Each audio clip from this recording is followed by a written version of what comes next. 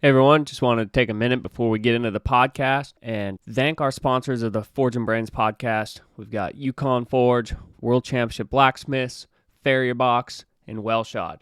Without them, the podcast wouldn't be possible, and they help us to bring shows and more episodes to you guys and continue to do it. So appreciate you guys showing the support, and throughout the episode, you'll hear more about what they do and how you can help show your support. Thank you, everybody, and thank you to the sponsors of the show. Welcome, everybody, to another episode of Forge and Brains podcast. I'm your host, Riley Kirkpatrick. Got my co-host, Gavin Cooper, with me. Tonight's just me and Gav. We just, it's Friday night here. It's kind of late at night. It's almost like 9 o'clock at night. And It's the weekend before Gavin leaves for Spruce. And so we thought, yeah, it's quick coming up. And so we thought it'd be a good idea to kind of hop on and I wanted to just kind of see where Gavin was at mentally for the competition and kind of talk about how all the preparation went and everything, what kind of went into it, and where he's at going into it beforehand. So then maybe we can catch up to it with him afterwards, see how it went, see if, kind of get both ends of it. It's kind of interesting to have it recorded. Yeah, that'd be a good idea to get one in. We're kind of in between mics right now, getting mailed off, and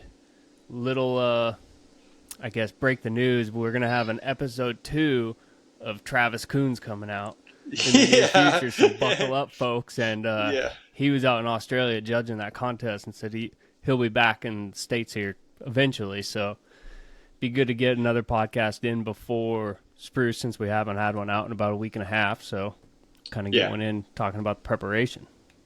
Be good. And it was kind of an interesting year because so this year at Spruce is the 50th year of Spruce Meadows itself.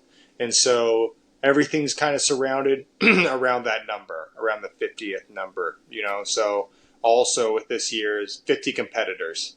Yep. And so I was actually tallying it up before we got on here. And so there's 11 different countries this year competing. Okay. And so USA has 9 competitors, Scotland 2, Australia 5, New Zealand 2, Canada 9, England 8, France 4, Switzerland 2, Sweden 1, Netherlands 2, Germany 2, Ireland 1, Wales 1. One from each, or all those guys from different countries. It is kind of funny, though. There's multiple of those guys on there that are batting for a home team, but they live in America. Ireland, I know for sure, is Paul O'Reilly. Yep. One of the New Zealand is Stan. Yep. And I wonder if one of those Canadians are also living in America, or if they're all Canadians living there. Is Findler going? I think Findler's on there as Canada. Yep. So he lives in Texas. Yep. So that's always kind of funny to me. But no, it was a year that was. Last year it was a little bit easy. I don't want to say it's easy to make it, but it was easier to make it in last year.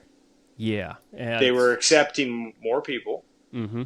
So I think last year was 60-something, 62? Yeah, there were 68 competitors. 68. And I think they were capping at maybe 80 to begin with. Yep.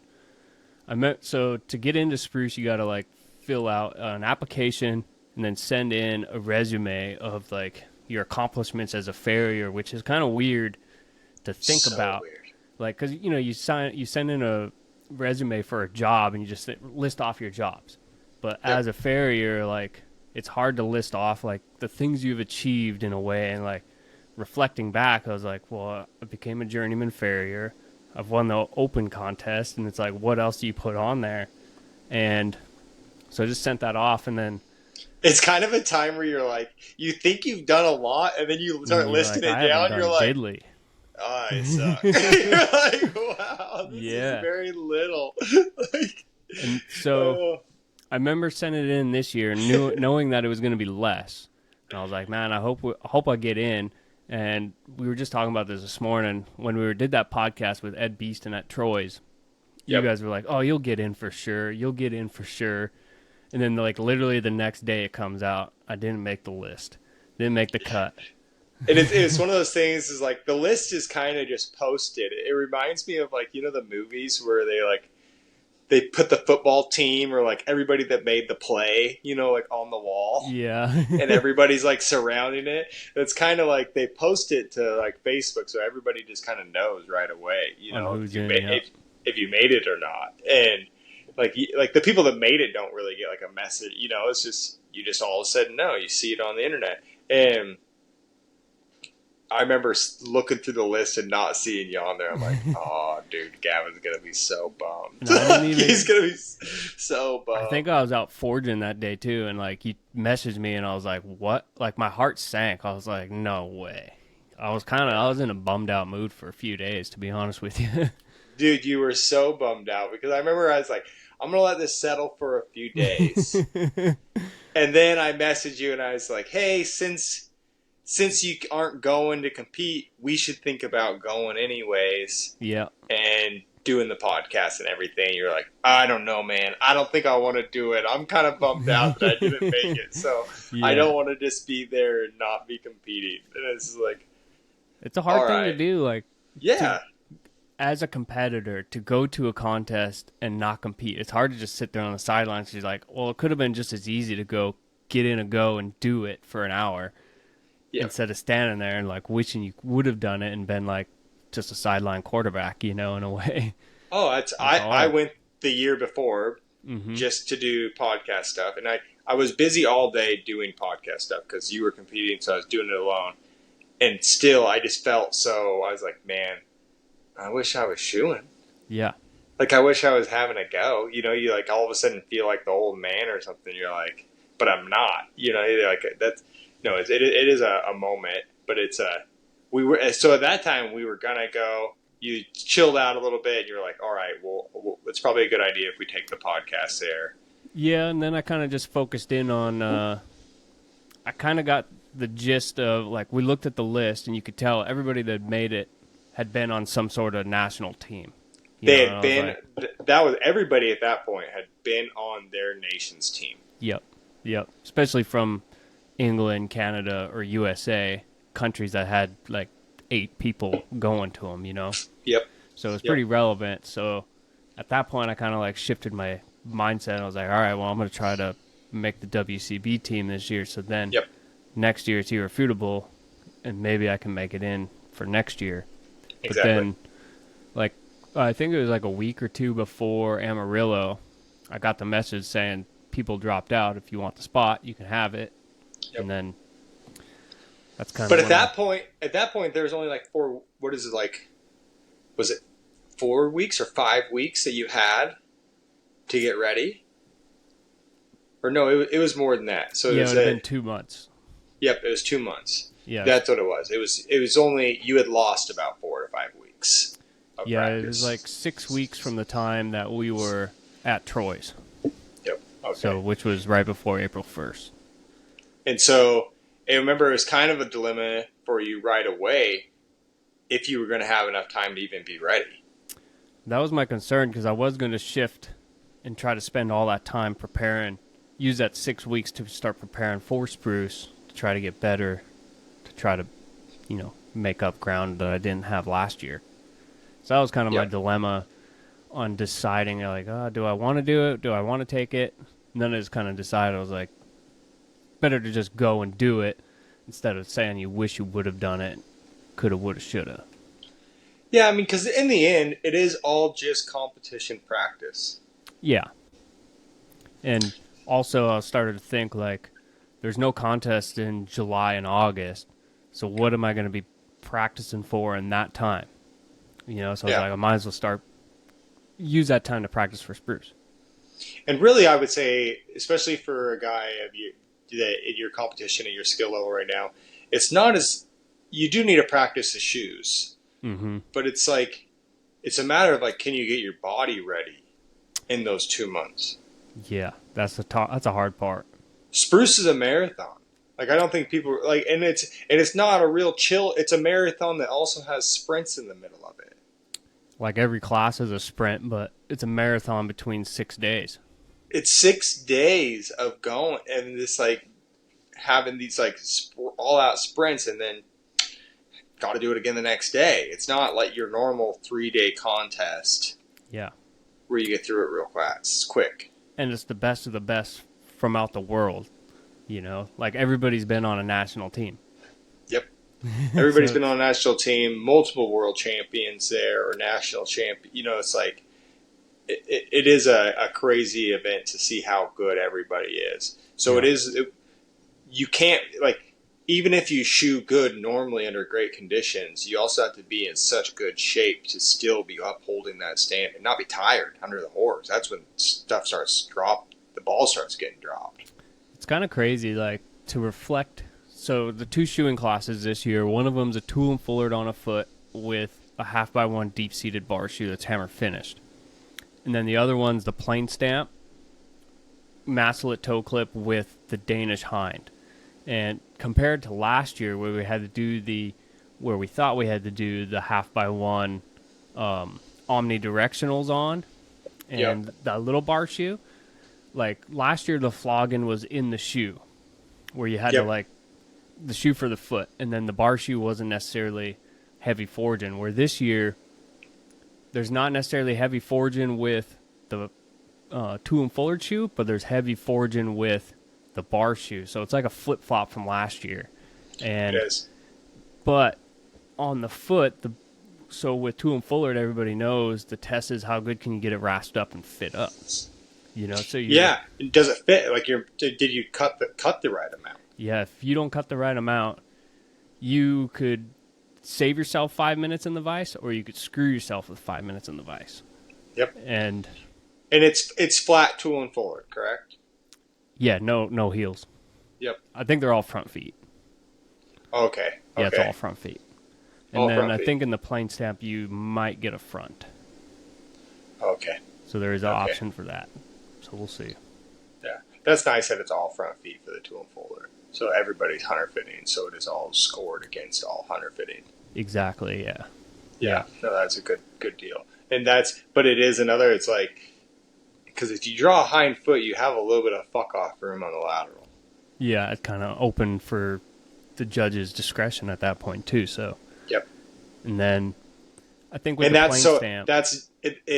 This episode is brought to you by Yukon Forge.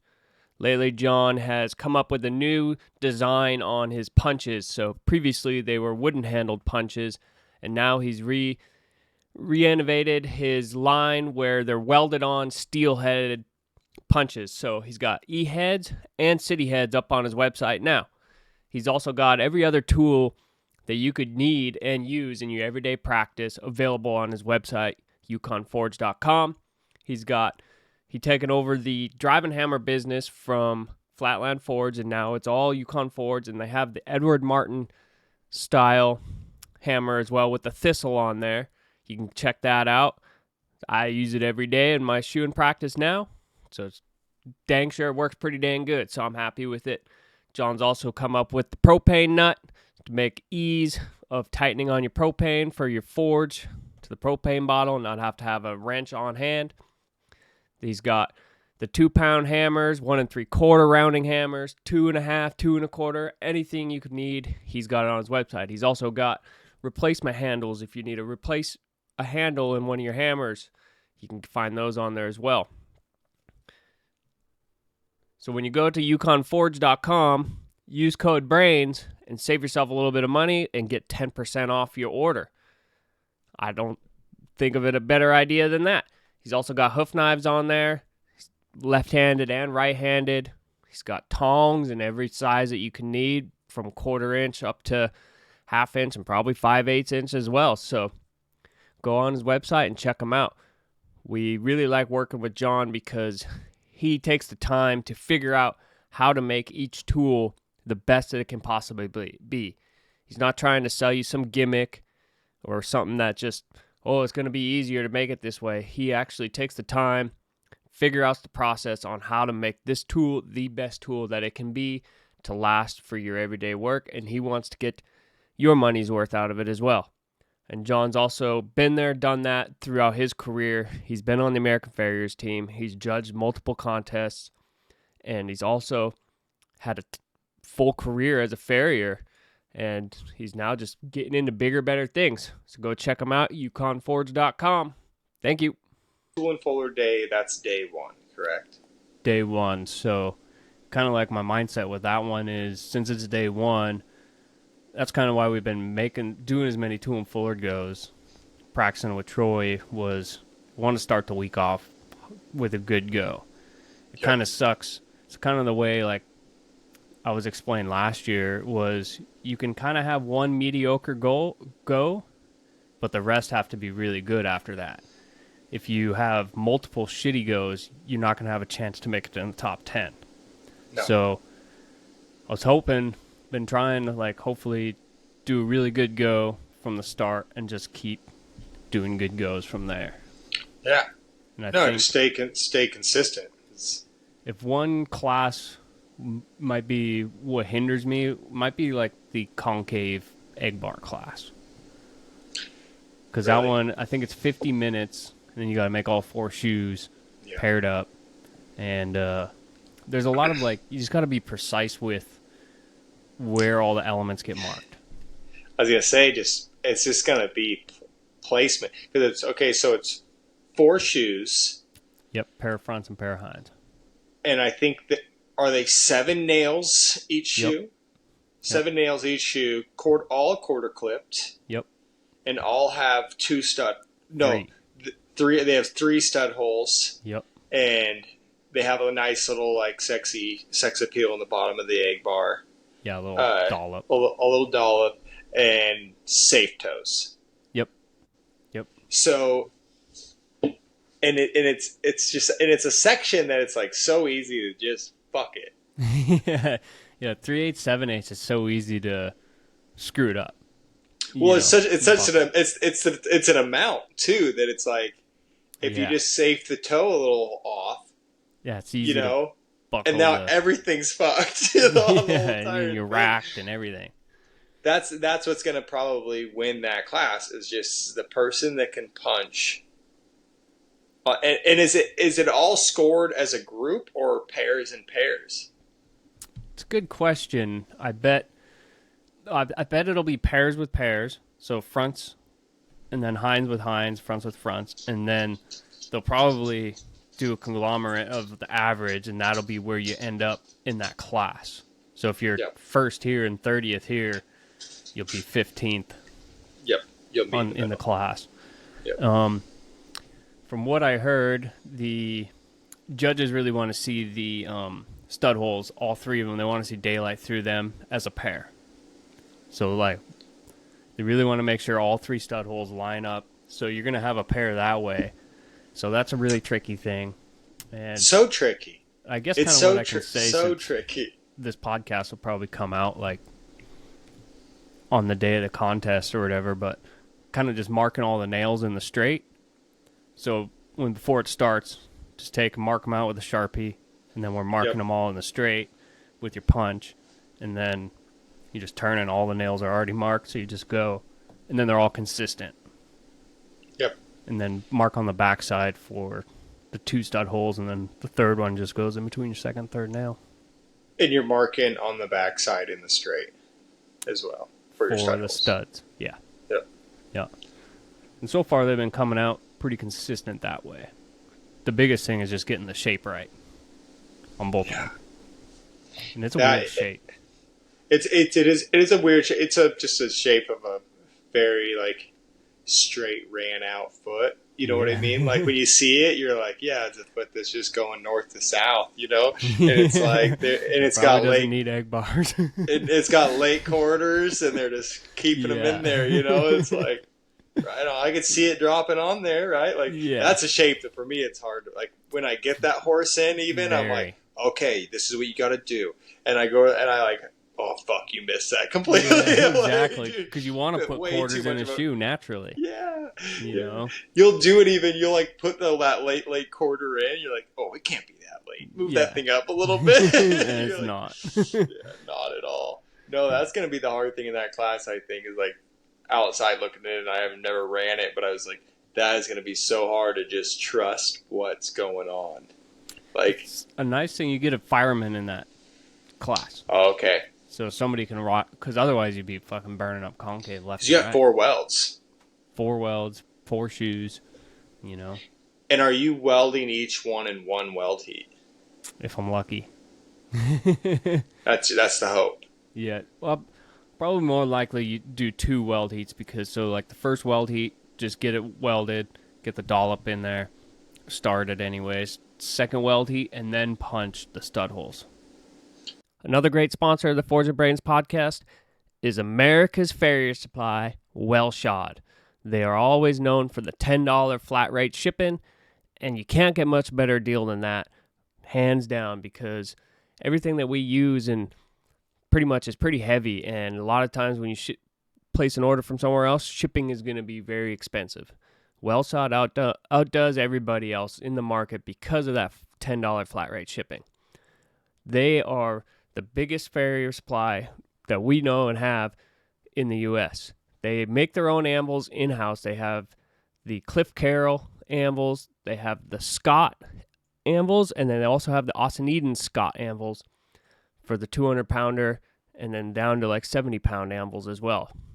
They also have every other tool that you could possibly ever dream of on their website or in stock, always at a fingertip away to order and buy.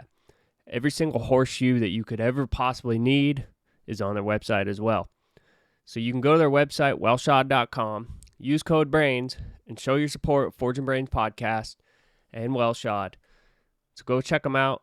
We thank Wellshod for supporting the show and helping us provide content to all you guys and sharing the insight that everybody has to offer, throughout the years of trials and tribulations of being a farrier.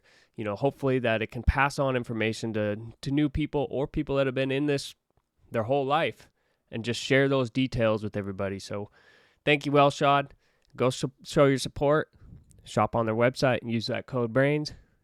Help show your support. Thank you. So either way, you're taking the second heat for the studs. So and then shaping as well in the back half. Okay. So it kind of works. I think I've got them down to like 7 heats each. Isn't it crazy to think that you have time for 7 heats each? That's 28 heats in a 50-minute go is nuts to think, because average WCB you're like, oh, you on average get 11 heats per shoe. 11, and it's an hour class, which would be 22 heats for 2 shoes. For 2 shoes, but for 4 shoes, 4 shoes with welds, 28 heats, and bob punch, quarter clips, and stud holes. Yeah, a lot of tooling. And so, do you think that one of the things too is like keeping the tooling to survive through the class? No, I haven't. Pretty easy on tools. Yeah, concave you can punch pretty cold, without messing up a punch. So I haven't had. I would more worry about the stud punch. Yeah, I haven't really. Because how big of a deal is it having a stud punch that's to size? That is a big thing. They want to make sure an 8 mm drill bit goes through them. Okay. So Troy's got a sizer that I'm gonna use. That is not surprising that Troy's tooled up. My in the Farrier box we got a few months back, it came with the 5/16 stud punch. And first time I went to go use it, I went to go countersink it over the little round hole in the anvil. Fucking hit the side of it, and like half the punch broke off. I was like, well, that's a good start. But now it's only 3/8 tall, so it really literally bottoms out on the face of the anvil, so it's good now. It's perfect now. Well, that's a good start. So you got first day is tool and fuller day. Yep. Got that pretty weird out. Second day is plain stamp day? No, I think that's egg bar day. Second day is egg bar day. Yep. Okay. And because right there after those 2 classes, the pack's going to start getting divided pretty good. Yeah, you'll kind of figure out kind of where everybody's placing, I think. And no, I think the top 10 are probably going to be within the 15 range, And that, pretty that sorted. group's probably going to be pretty well sorted. I'm just pulling up the schedule here. Yeah, so second day is egg bar day. Okay. Third day is plain stamp day. Fourth day is pool of shoes day. And then so explain to people how the pool of shoes day works. So the pool of shoes day, there's 6 different shoes, and as of right now, we don't know which 2 shoes are going to be drawn. And then on pool of shoes day, that morning, they will tell us what 2 shoes are picked, and then 10 minutes before each go, they tell you are in the next go. So you don't have time to go practice. You're not allowed to go practice making those shoes at all. Everybody kind of has to stay there. Yep. Can't disappear, anything like that. Yep. And yeah, that's like you said, they're trying to avoid somebody going and running the class. Yeah. Because they know everybody's made all the shoes. Hopefully you have. But it's like the guess is running the 2 shoes together because nobody knows. Yeah, nobody knows. And so it's so hard. What shoes are you nervous of getting picked? And what ones are you hoping get picked? So I kind of think like maybe that French hind with the feather wedge and then the weird outside caulk. Like that thing's been on there 3 years now, so it's like it's like almost like it's destined to be picked. If it's gonna get picked or it's never gonna get picked, you know. So kind of have a feeling like maybe that one's gonna be on the list. Yep. And then I kind of feel like maybe that mule shoe might be on there, or the roadster. So there could be the roadster and the French hind, I think. I don't think it'll be a roadster and a French hind together. Yeah. I kind of think that too. Then there's the diamond toe. I could see a roadster and the mule shoe, or the French hind and the mule shoe. Yeah. The thing that kind of strays me away from that French hind and the mule shoe was they had the warm-up contest at Ian's. And those were the 2 shoes they used there. So it's almost like you're given I could see Craig not wanting to pick those because like all them guys that were there at the warm-up might have a leg up. Yeah. So I don't know. No, I agree. And that would be a good heads up. But it also is a part of like if you go to contests. Yeah. You know what I mean? It's part of that's it. That's a heads up anyway. You know what I mean? Like that was another thing that I was bummed out that I missed was because I was going to go to that warm-up contest and I wanted to go to that. You know, and that was another reason I was like, man, I'm missing this warm-up deal. You know, so. Yeah, you didn't get to have a go at it. Yeah, that was another reason. But it is. So you got to go to Troy's though a bunch. Like shit. It was actually kind of funny. I was tallying it up the other day. So I set my trip meter. I got fuel in town before I left, and then I got back and I checked it, and it's 500 miles. We've also got the great sponsor and partner of Forge and Brain Podcast, World Championship Blacksmiths. Without the World Championship Blacksmiths, we wouldn't necessarily have the community that we have already as farriers amongst us. The WCB is not about shunning the folks that don't compete. We're about getting together the people who do. Go ahead and be yourself because you think it is a private club. The fact that there are so many hardworking men and women that don't interact is a shame. When several farriers get together for a hammer-in or going to talk about shoeing this one gelding, ideas skyrocket and the mind goes wild with possibilities. So if you're looking for a place to test your abilities and grow your skill set, the World Championship Blacksmiths is the place to do that. Upcoming next is the Blacksmith World Championships up in Calgary, where competitors are going to compete to become the new world champion of 2025 with up to $175,000 in cash money for grabs. After that, they have the Virginia contest on the list, and then it'll be the national championships in Fort Worth. Among the contests on their website, they have swag and tools that you can get. They have the new Seahorse toolboxes and tool cases in stock again, so you can find those on their website, and they have the catatonic hammers in stock as well. So you can go to their website and use code BRAINS, and that'll save you 10% off on their website for orders. It's not including contest fees and net membership, but support those who support you, and go online and find the World Championship Blacksmiths as a place where you can invest in yourself by investing in your skill set and grow as a person, becoming friends with those that are around the world and in the United States. And you probably find somebody that lives close to you and reach out in a community just like that. We were on Pool of shoes. Pool of shoes. That you didn't get to go to the competition at Ian's and stuff, get that little warm up to be ready. But pool of shoe day, how it kind of works out. Hoping that it's gonna. So you're hoping it's gonna be the mule shoe and the Frenchie. I wouldn't mind if it's the mule shoe and the Frenchie. I would prefer the Roadster and the Frenchie. Okay. Just because heel calks on 3/8 3/4 are never the easiest. You know, they always want to go astray, and like they have a long taper to them, and it's been hard to get them to come to size. So to get the heel caulks big enough to come to the size of the heel caulks, they end up just a little short. Yep.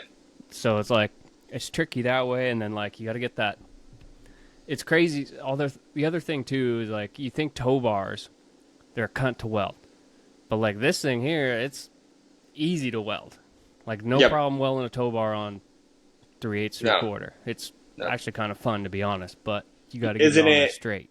It's 1/2 inch square, right? 3/8. 3/8 bar. Like you don't even have to have that thing sparkling to get it to stick.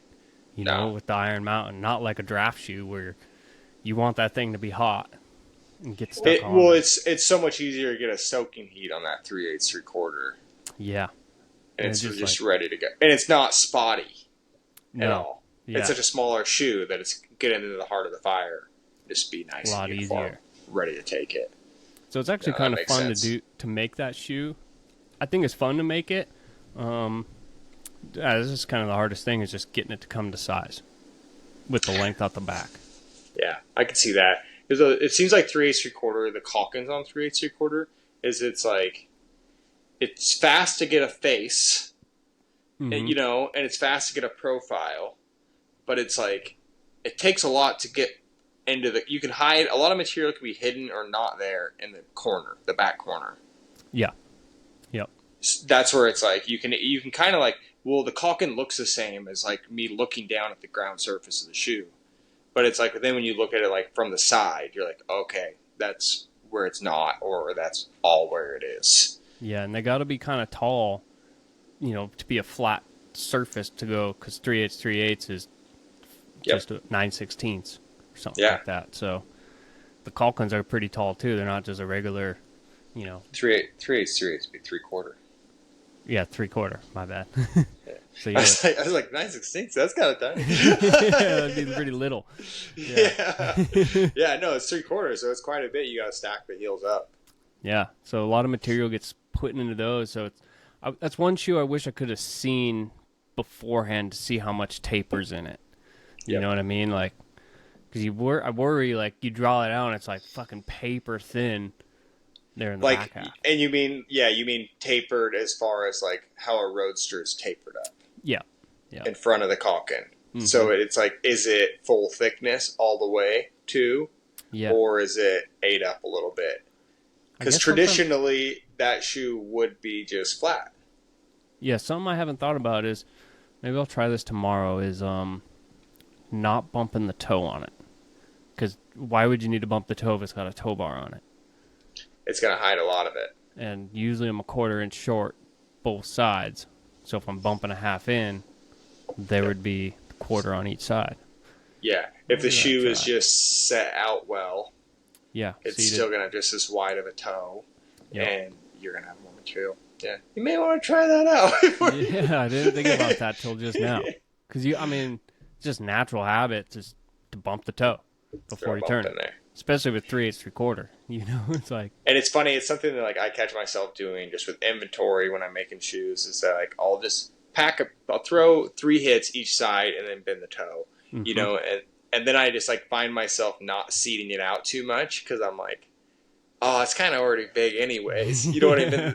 Like the other day, I made a set of shoes that I was just like didn't bump any of them. I just set them out a whole bunch, and I was like, That was faster. That was, It was a lot it looks faster. It just, was a it lot looks easier just as too. wide. Like it's like I kind of need to probably do that a little more often. Like, Yeah, that's something I was funny. thinking about today when we had talked about doing this podcast, when you're talking about kind of like the journey, and I think it's something I'm kind of starting to realize, like for myself. So this is like kind of like my second year now trying to go. It's almost like you start to learn a process of like getting ready for a contest of this size. Yeah. And I'm kind of noticing some of the things that I did a little bit different than last year, where I'm starting to wonder if I need to like write up a plan for myself to figure out how to do it mentally and physically to get myself tuned up to the point Yep. where, I went pretty hard like the last 2 months, 7 weeks, I guess you could say. And last week I could feel it physically, like my body was starting to like, you need a break. You know what I mean? So Yeah. this week, all I did was just kind of shoe horses and just make a shoe or two. Like I didn't do hardly as much. And I don't really remember feeling that way last year, but I didn't go to any WCB events before that either. And So, I think there's different people, right? So I do like very good that I do think you are that person. I think you are the type of guy like if you were going to go try to run a marathon, you should probably follow the course of like building up to it, the rest week, and then like the bulk up week, and then you go and run your marathon. You know what I mean? So you like I do think like you have that where you're going to have a peak time. yep. Your most ideal time, so you should probably be trying to do that there. Yeah. Yeah. Where then there's other people like there's JB Mooney's in the world. You know what I mean? It's That can like just do it. every day is that Mm-hmm. is peak day and go hard day. You know what I Yep. mean? Like they're just gonna gruel through like the Navy SEALs of the world that are just like we do that all the time. Like Yeah. so it is like it's a no. I think that's like you. But each person could win. You know what I mean? Like Yeah. they have. You just have to know your own personality. This year, I think you just didn't have much of a choice. I Just think had to like get in. yeah, and I think like this is a new contest to everybody. So I mean, really, even if the people that went to Calgary, this style, the whole thing's new. So it's like I think now knowing what you know and know, it's like even if you don't get in that first time, like if you don't get your name drawn, you know what I mean, on the waiting list or whatever, you should have already been practicing. Yeah. Yep. Just implementing the plan. Mm-hmm. But you didn't this year. You didn't know there was a waiting that it was gonna like. You would think if you got in on it, you're going. Yeah. Yeah. And so, And I had debated but now knowing that it's like there's a possibility you still get your name called and get to go.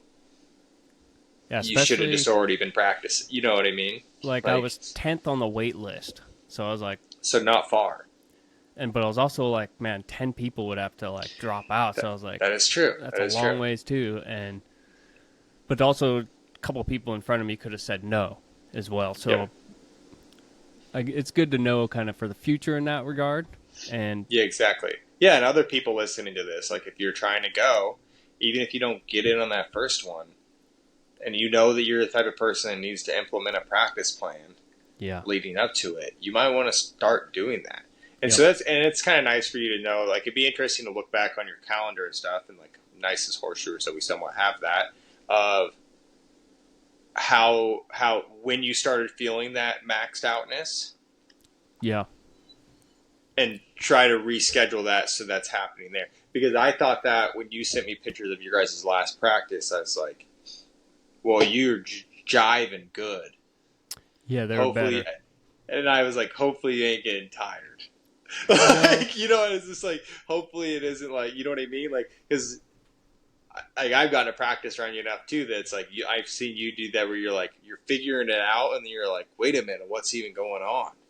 And then you're like, oh, okay, yeah, this is what's happening. I see it all now. You know what I mean? So I was like, hopefully that little confusion plateau isn't happening right now. It's like crazy. So a couple weeks ago, I went down to Money's, and we did some goes down there as well. Yep. And then I think I had a weekend off, and then I was back to Troy's. And the first go I did at Troy's was one of the worst goes I had. Like, it was a clusterfuck. Like, it was bad. Like, I was like, I've seen you do that before, where like you'll have like the weekend before you'll go so good, and then like the next one that we did, you're like, I don't even know how to use the fucking horn. Dude, It's like, and dropping like it was like my left hand was like dead. Like, that's so good. I was just dropping the shoe like all the time, and then like, you know, when you're like you grab the brush and then you knock the hammer off, Yep. and then you got to reach down and grab that, and then you drop the shoe. It was just like constant like that back and forth, and I was like, what in the fuck is going on? You bend a branch and it's just fucking hammer looking like shit. You're like, what the fuck? Yeah. What am I It was thinking? chaos, dude. And like, and the other thing was like, I had to take when we ran it out in the block, it was an inch short, and we were like, oh a boy. lot. We were like, oh boy. So we had to take 2 extra heats to get it ran out. And even with all that chaos that went on, like having that bad go, was still able to get done. So it was kind of reassuring to the mind, like something like that could happen, but you just got to just stick to what you know and keep going. Since day one of Forging Brains podcast, Farrier Box has wanted to work with us, and we love the fact that Farrier Box works with Forging Brains podcast. Every other month, they're sending you a box of tools that you can put straight to work in your everyday practice. They're not tools that have just sprung on the market. They're actually tools that have been tested and used to figure out if these are actually worthy products that you can actually put to work. I personally know that Bodie Turnka, he's the one that tests these products and makes sure that they are worthy enough to be sent out in the Farrier Box. So go to their website, farrierbox.com. You can use the code BRAINS, and that'll get you 25% off your first month's box. That's a pretty damn good deal. Pretty much in every box that has come, I have implemented them in my day-to-day practice. So this last month, with the Virginia WCB on the next list for an individual contest, it came with a set of tongs and 2 pieces of steel just to get you started on your practice. So you can have a jump start on figuring out how to make them shoes. There's also another product in there that was recommended by a previous guest on Forging Brains, Tyson Clark, because he is actually the judge for the upcoming Virginia contest. So if you're looking for something to spicing up your everyday shoeing practice, look at Farrier Box as a way to innovate your shoeing practice and just kind of introduce you to different tools that you may not necessarily try and get by just searching online and get them. They're going to send them to you without the hesitation that you may or may not want it. And then you get to try them and test them out whether you like them or not. 9 times out of 10, I'm using every product that gets sent to me in the Farrier Box, so you won't be disappointed with anything that gets sent to you. So check it out, farrierbox.com. Use code BRAINS. Save yourself 25% off your first month's box. And then every other month after that, you'll be receiving the great old Farrier Box in the mail. Yep. You know? No, it is kind of nice when like you're forced to have a bad go every once in a while. I'm glad I got it out of the way, because it's almost like you're going to have one eventually, right? It does, and like I'm with you. Like it seems to happen to me like right after a hard practice or something, where I'm like, coming back into it. And I just had this mental break, you know, where you're like, what the fuck? This is I'm not processing this correctly it's right weird. now. Yeah, Super but it weird. is. Some people don't ever have it, but it's like, yeah, I'm with you. It's like that's what I was wondering too. Of like, so it would be interesting to have you see your schedule and try to plan around to that. where, yeah, I mean, because you might be planned just right now. You know what I mean? It's kind of what I'm hoping. Kind of what I'm hoping. I mean, in reality, you might do way better. You got way less hair weighing you down right now. I do. It was funny. They're all off. Yeah, you posted that video the other day. I was like, what? What happened? Oh, you posted a video the other day. I was like, what happened? All his hair's gone. Holy shit. It's like... I was just kind of getting to the point where I was thinking, I was like, man, I just wear it in a ponytail every day. what's the point of having long hair if I just leave it tied up all the time? So I was like, Dude, it has to be so much, especially like during the summertime and everything. I was A gonna think that lot. same thing too, and then Tuesday it was so I cut it on Monday, and it happened on Monday, and then I cut my hair Monday, and then Tuesday I went to work, and it was like 90 degrees. I was like, I do not feel any lighter or any cooler than I did. And I was sweating Oh, so really? much. I was like, what is going? Like, I was sweating. It was like the most I'd ever sweat before. I was like, what in the fuck's going on? It was Dude, super weird. this week here was muggy as shit. Yeah, very same here. Muggy. So kind of nice that you got.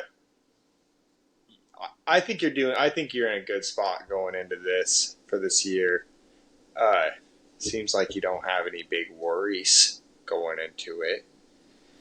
No, not any big worries. I guess if there's one that I'm worried about, it would be the concave class, Yep. and then yeah. So I guess so. The thing I remember now that we were talking about before we got interrupted there. So I set the trip meter in my truck, Yep. Going to and Troy's. so it's 500 miles round trip. And this year alone, I put on like 4,000 miles just driving to Troy's to practice. And I was thinking Really? about it. I was like, there's some people that won't go practice with somebody that's 20 miles away. They're like, oh, Yeah. that's too far. Yeah. And here I am doing 500 miles in a weekend just to go practice. Like, it's kind of a crazy thing to wrap your head around, you know? No, that's the thing.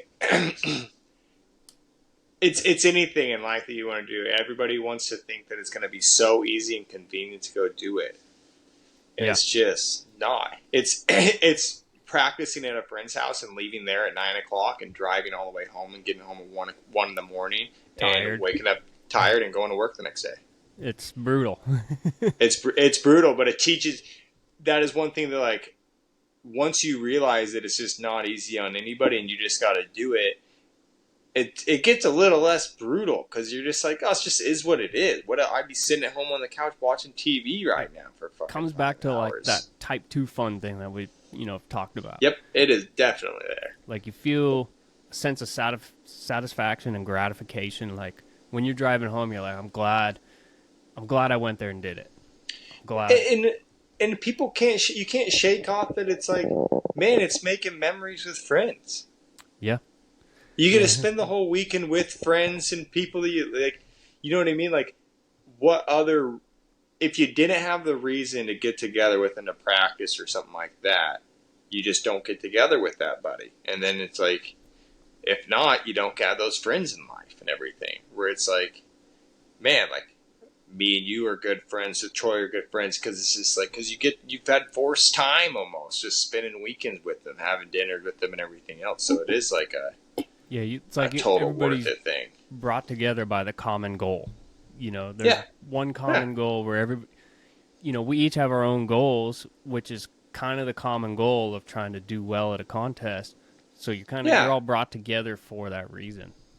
And the whole entire it's like I think that's an unvalued part of it. It's a little therapy session each time of like you're talking about clients, everything going on in life, truck problems, everything like that. Yeah, because you're with that person for 12 hours. Hanging out, bullshitting the whole entire time, figuring things out, and like there's so many countless tricks I use in my shoeing business in my shop that I learned in a little conversation with somebody at their shop. Where you're like, "Hey, what are you doing here with this sharpener? Like, what are you doing with this tool?" And they tell you, and you're like, "Oh, okay, I'm gonna do that. That's a pretty good idea." It's like, oh, that makes sense. No, I think that is like, it's never gonna be convenient and easy to do those things. And you're going to have to spend some time in the truck and some miles. So it's cool you kept a track of how many miles. It might be even more than 4,000, but just off of the top of my head, I mean, that's 8 trips, and I think... Yeah, that's not counting the one trip that I drove. Yeah. So Which is, probably another 500 miles from your house to my house, back and forth. Yeah, it was 8 hours of driving. Yeah, I bet you're... Sure. Yep. Because I think you're about 4 hours from me, right? Yeah, I'm gonna do a little Google here.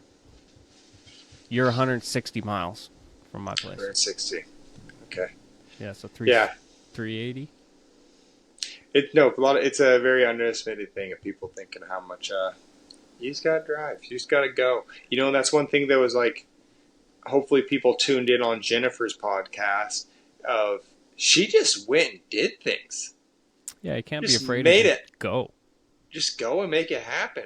Like, not be weird. And you get invitations places. That's how it works. I thought it was interesting, like listening back to it as I was editing it, like a common thing that came up from her was like, for herself, she was not necessarily afraid, but she didn't want herself to fail. So she just made it happen. Like, I am going to succeed at this. Yep. And just kept going and kept going. The fear of failure, I guarantee, has done way more for people in life than the want to win. Yeah, I'd probably believe that. Because if you just want to win, you're just kind of going through hoping the win's going to happen and then you're pumped. But if you are scared to do bad. Yeah. There's like so many different levels of failure, like you can have an insecurity with yourself, like, oh, I placed last at the contest. That's a failure. Or I failed my test and now I got to take it again. That's a failure. And you're afraid of that. So there's like so many different levels to it. And it's like, yep. Are you afraid of what other people value as a failure or what you see as a failure to yourself? Exactly. So I think that leads to a good part. What in your mind would be, obviously it'd be great to win, Spruce, but like, 80 grand would be sick.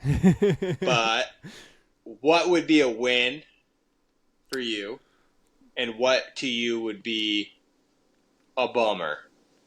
A bummer would be doing worse than I did last year, which would be outside the top 20. Okay. That'd be a bummer for me. Initially, like, my goal would be top 10. That's kind of where I want to be. So, I'll be satisfied with 15th or above. That's where I'll be satisfied. I'll be bummed if I'm below 20th. So that's kind of where my goals are set. No, I think that's great, man. Especially stacked up against, everybody else that's there. That's something I'd like to preface with people as we're going into this competition week and you're watching these stats come across on Facebook and you're watching it and you're like, oh, these guys are top 20. It's like, please be aware, this is the 50th best horseshoers in the country.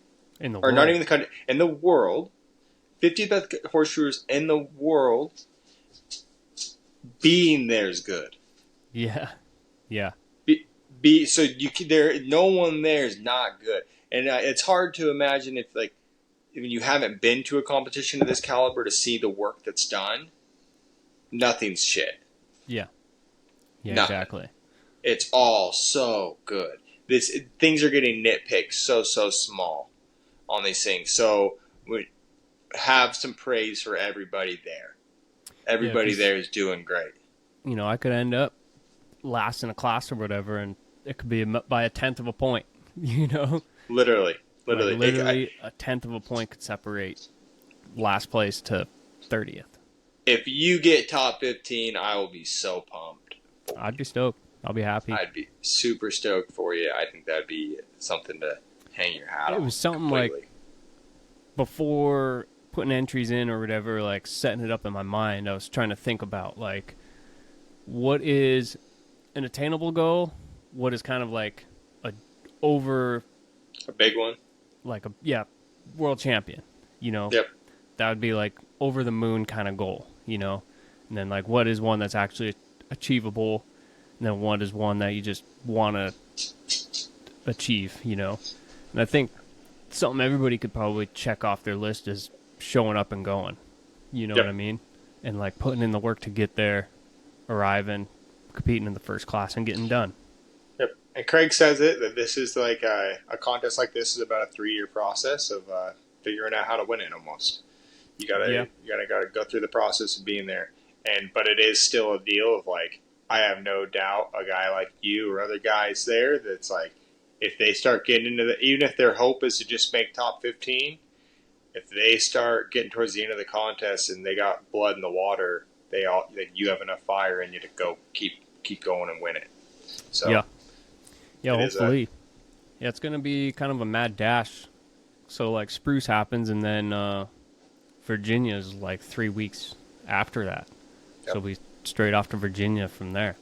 You'll be tuned up though. All you'll have to do is come home and make Good a little thing bit there's of another shoes. mule shoe on the list. And I've made some Yeah, exactly. Already got the shape in your head. Yeah, and I've made one of those other ones so far for Instagram videos. That's true. You've been making some already a little bit. I've seen. I was like, man, Gavin's just been screwing off them. I was wondering if people would think that and being like, "Oh, he's not even making spruce shoes." Oh, I'd say something to Chelsea each time, like, God, Gavin's making videos, not making spruce shoes. What is he doing? You know, it's actually kind of like funny. Like I thought of that myself. I was thinking, I was like, "Is this going to hinder me by making this other shoe?" But then I was also like. So last week when I was kind of saying, I was like at that point, I was like, man, I was kind of like burnt out almost a little bit. And I was like, I'm just going to make a different shoe. Just something to kind of totally away from this. I think it kind of was helpful in that way. Yep. Still foraging, still punching nail holes, still keeping your eyes on. Contests are won by non-racked shoes that are 2 size, flat, nail safe. punched in the middle. Yeah. Gosh, dude, that's the stuff Simple of winners. Yeah, that's the stuff of winners right there. Oh, man, it's gonna be good. Tomorrow for me is opening day at elk, so that's gonna be my whole entire September. Right. Unless you get one right away, right? No, even then it'll be so. Tomorrow, I'm hoping I can get one. Like my hope of like big goal right now is if I could kill a bull for myself in this first week. That'd be amazing. Andrew Nielsen showed up. He is? Yeah, he's going to come out for a whole week, man, a whole 7 days. Me and him are going to go chase elk around. Oh, that'd be sick. And so hopefully get Andrew an elk. And that'd be cool. I got my buddy Trevor Thompson. He's coming from Utah, and he comes out every year. Is he the same time as Andrew? Or he may be. That dude is floating by the seat of his pants, guy. Just show up whenever. Yeah, right now he's in like Slovakia or something, jumping off cliffs. Oh, damn. Like, let me know when the bulls are screaming. So he might come while Andrew's coming, or he's going to come afterwards. So it's like, even if I get a bull quickly, I still got 2 more buddies at least that I want to try to. Is Chelsea going to try and get one, or go for a cow? Chelsea has a cow tag for a rifle, and it goes for pretty long a year. It's kind of been a little bit of a thing where it's like we've had elk here, and she has an open tag right now, and I'm like, don't shoot the cows. I want to, you gotta leave them alone so they keep the bulls here. Yeah, don't take one right away. Can't be running stuff around too much. Yeah. Yeah, so that's my hope. That'll be my September, and my reason I'm not going to Spruce. That we were gonna go do the Spruce thing, gonna do the podcast, but it is just a lot to do by myself there, and yeah. It's all, and I always, like, last year we did it, and I felt bad because it was like, you're still helping me some, and it's even, like, subconsciously, it's drawing you away from the contest. Yeah. And so, I'm going to try to do something nice for you just to be, yeah, I'm sure, like, it'll be nice for you to film stuff, but it's like, it'll be perfect to have you be able to fully focus on it.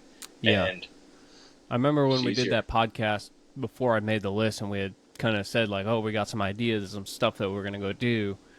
I was looking forward to doing that as well, because I was like kind of branching out into this little different deal where maybe we could try and, do something different that the community hasn't seen before. So we still got those ideas though, and winter clinic's coming up. So we got some ideas we've been brewing about. That'll be kind of fun to maybe try and put to fruition. Yep. And then we have, don't want to give out too much away, but we have a giveaway idea we're coming up with. That'll be something pretty good. Yeah, some news coming out about that here in the future. Yeah. So, yeah, we wanted to hop on here, get Gavin's mental rundown before he's heading off to Spruce, and then we'll tune in with him afterwards and see how it all went down. Yeah, hopefully it went good. Hopefully, man. All right, thanks everybody for tuning in and listening. See you guys on the next one.